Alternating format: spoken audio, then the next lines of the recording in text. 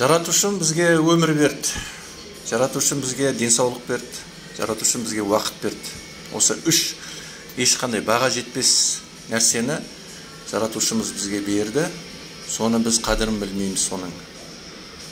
Біз өмір бойы өлмейтіндей қылып өмір сүреміз деп ойлайды. 500 жыл, 1000 жыл өмір сүреміз деп ойлаған адамның іс-қимылына қарасаң, ой, ертең істеймін, ой, бір жылдан кейін істеймін, ой, сөйтем деп отыра береді, жата береді диванда. Сөйтіп уақыты өте береді.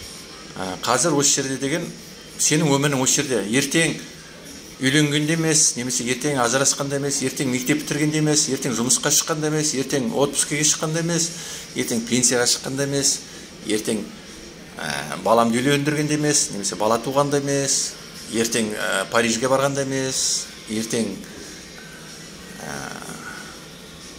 тағы бірдеңе істегенде емес. Сенің өмірің қазір. Тап осы қазір, тап осы жерде. Осыны сен түсіне білсең, бұдан басқа сенде уақыт жоқ. Кешегі, ол кеше өтіп кетті, оған ештеңе істей алмайсың. Ертеңгі ол ертең, оған сен әлі жеткен жоқсың. Жетесің бе, бір Құдайдың өзі біледі.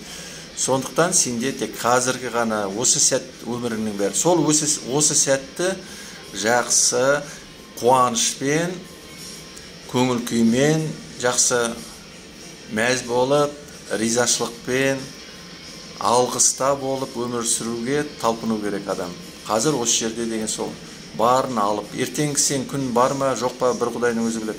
Ертеңгі тұрмақ, қазір бір сәттен кейін сен боласың ба бұл өмірде, болмайсың ба, бір Құдайдың өзі біледі. Оған ешкім саған кепілдік бермейді. Сондықтан сенің бар өмірің тап қазір осы жерде. Соны барынша өзіңнің жағдайыңа пайдалан. Сен қуанып, мәз-мейрам болып өтетін қылып, немесе пайдалы өткізетін қылып. Осы екі мәселеге шұқшиып қарау керек. Не осы өтіп жатқан қазіргі сәт саған не қуаныш әкелу керек, не пайда әкелу керек. Осы екеуіне сәйкес болмаса, онда сен қазір істеп жатқан тап осы қазір тастада басқа іссізде қуаныш беретін, немесе пайда беретін. Екеуі бірдей болса тіпті жақсы. Соны қазір осы жердегі сәт деп аталады. Қазір осы жерде өмірің сенің қазір осы жерде. Соны ұмытпа.